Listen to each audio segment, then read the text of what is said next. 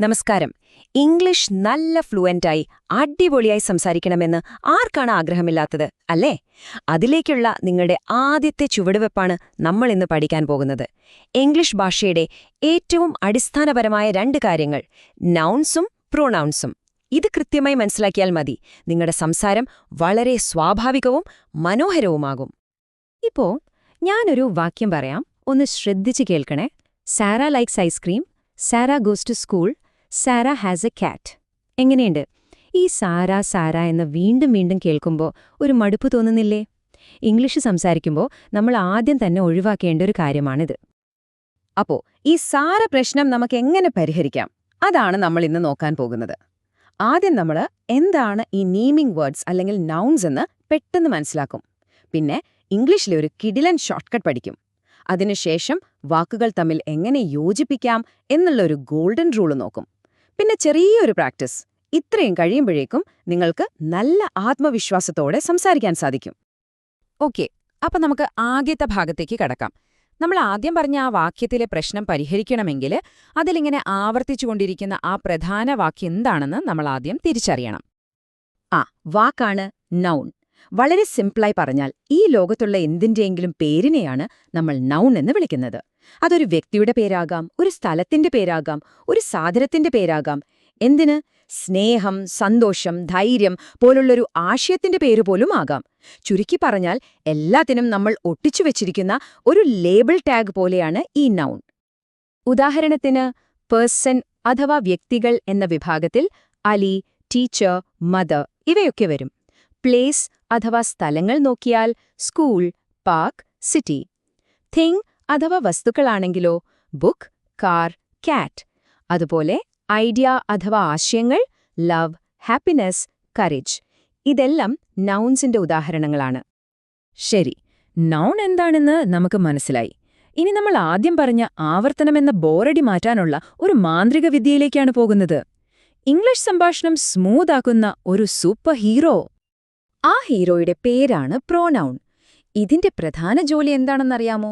ഒരു നൗണിനെ മാറ്റി അതിന് പകരം നിൽക്കുക. എന്തിനുവേണ്ടി? ആവർത്തനം ഒഴിവാക്കാൻ.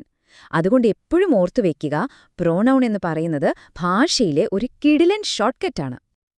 ഇപ്പോ നോക്കൂ, നമ്മുടെ പഴയ വാക്യം എങ്ങനെ അടിപൊളിയായി മാറിയെന്ന്. Sara likes ice cream, Sara goes to school എന്ന് പറയുന്നതിനു പകരം നമ്മൾ പറയുകയാണ് Sara likes ice cream, she goes to school. കണ്ടോ, രണ്ടാമത്തെ സാര എന്ന നൗണിനു പകരം ഷി എന്നൊരു പ്രൊനൗൺ ഉപയോഗിച്ചപ്പോ കേൾക്കാൻ എന്ത് രസമുണ്ട്, അല്ലേ? സംഭാഷണം എക്ദം സ്മൂത്തായി. പക്ഷേ ഒരു മിനിറ്റ്, നമുക്ക് ഇഷ്ടമുള്ളൊരു പ്രോനൗൺ എടുത്ത് അങ്ങ് ഉപയോഗിക്കാൻ പറ്റുമോ? ഇല്ല. അവിടെയാണ് നമ്മൾ വളരെ പ്രധാനപ്പെട്ട ഒരു നിയമം പഠിക്കാൻ പോകുന്നത്. വളരെ ലളിതമാണ്, പക്ഷേ മറക്കാൻ പാടില്ല. ഇതാണ് ആ ഗോൾഡൻ റൂൾ.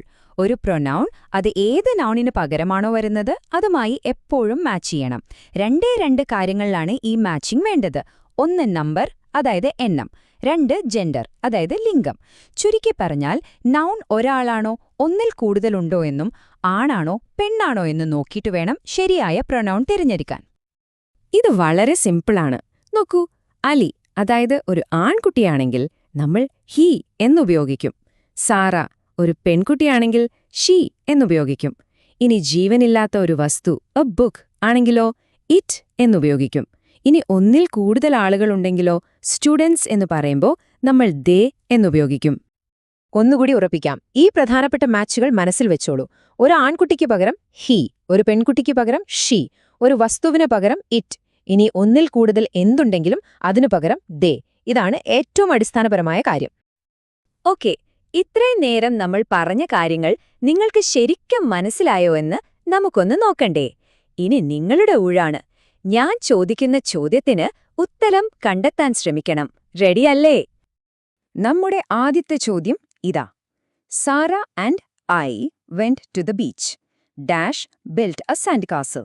ആ വിട്ട ഭാഗത്ത് എന്തുവരും? ഓപ്ഷനുകൾ ഇതാണ്: A they, B we, C she. ഒന്നാലോചിച്ച് നോക്കൂ. ഉത്തരം കിട്ടിയോ? ശരിയായ ഉത്തരം ബി, വി ആണ്. എന്തുകൊണ്ടാണ് വി വന്നത്? വളരെ സിമ്പിളാണ്. ആ വാക്യത്തിൽ സാര ആൻഡ് ഐ, അതായത് സാറയും ഞാനും എന്നാണ് പറയുന്നത്. എപ്പോഴാണോ ഞാൻ അഥവാ ഐ ഒരു ഗ്രൂപ്പിൽ ഉൾപ്പെടുന്നത് അപ്പോൾ നമ്മൾ വി അഥവാ നമ്മൾ എന്നാണ് ഉപയോഗിക്കുക. ഓക്കെ, ഒരെണ്ണം കൂടി നോക്കാം. The dog chase the ball but dash couldn't catch it. ഓപ്ഷനുകൾ: A she, B it, C her. ഇതിൽ ഏതാണ് ശരിയായ ഉത്തരം? അതേ, ശരിയായ ഉത്തരം ബി ഇറ്റ് ആണ്. നമ്മൾ സാധാരണയായി മൃഗങ്ങൾക്കും ജീവനില്ലാത്ത വസ്തുക്കൾക്കുമൊക്കെ ഇറ്റാണ് ഉപയോഗിക്കാറ്. ചിലർ അവരുടെ വളർത്തുമൃഗങ്ങളെക്കുറിച്ച് പറയുമ്പോൾ സ്നേഹം കൊണ്ട് ഹി അല്ലെങ്കിൽ ഷീ എന്നൊക്കെ ഉപയോഗിക്കാറുണ്ട്. പക്ഷെ ഗ്രാമർ നിയമമനുസരിച്ച് ഇറ്റാണ് ഏറ്റവും ശരിയായ പ്രയോഗം. സംസാരത്തിൽ നമുക്ക് എപ്പോഴും പറ്റുന്നൊരു തെറ്റ് നോക്കാം. Ali likes cricket, Ali place daily എന്ന് പറയുന്നതിനു പകരം Ali likes cricket, he place daily എന്ന് പറഞ്ഞു നോക്കൂ.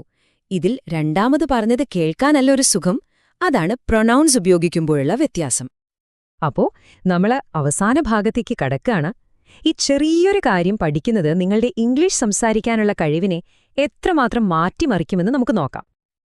നിങ്ങൾ പ്രൊനൗൺസ് ശരിയായി ഉപയോഗിക്കുമ്പോൾ നിങ്ങളുടെ ഇംഗ്ലീഷ് സംഭാഷണം കൂടുതൽ ഒഴുക്കുള്ളതാകും, നല്ല സ്മൂത്താകും, വാക്യങ്ങൾ ചെറുതാകും, ആവർത്തനങ്ങൾ ഇല്ലാതാകും. കേൾക്കുന്നയാൾക്ക് എളുപ്പത്തിൽ കാര്യങ്ങൾ മനസ്സിലാകും. എല്ലാത്തിനും മുകളിൽ നിങ്ങൾക്ക് സംസാരിക്കാൻ ഒരു പ്രത്യേക കോൺഫിഡൻസ് കിട്ടും. അപ്പോൾ സ്വാഭാവികമായി ഇംഗ്ലീഷ് സംസാരിക്കാൻ ഈ 3 സ്റ്റെപ്പുകൾ ഓർമ്മിച്ചു വെച്ചാൽ മതി. 1. ആദ്യം ആ വ്യക്തിയുടെയോ സ്ഥലത്തിന്റെയോ പേര് പറയുക, അതായത് നൗൺ ഉപയോഗിക്കുക. 2. അതേ കാര്യം വീണ്ടും പറയുമ്പോൾ നൗണിനെ മാറ്റി പകരം പ്രോനൗൺ ഉപയോഗിക്കുക. 3. ആ ഉപയോഗിക്കുന്ന പ്രോനൗൺ നമ്മുടെ ഗോൾഡൻ റൂൾ അനുസരിച്ച് മാച്ച് ചെയ്യുന്നുണ്ടെന്ന് ഉറപ്പുവരുത്തുക. അപ്പോൾ എന്റെ ചോദ്യം ഇതാണ്: എന്ന് നിങ്ങൾ ഇംഗ്ലീഷ് സംസാരിക്കുമ്പോൾ നിങ്ങളുടെ സംഭാഷണം കൂടുതൽ മികച്ചാക്കാൻ ഈ പ്രോനൗൺസ് എങ്ങനെ ഉപയോഗിക്കാൻ പോകുന്നു?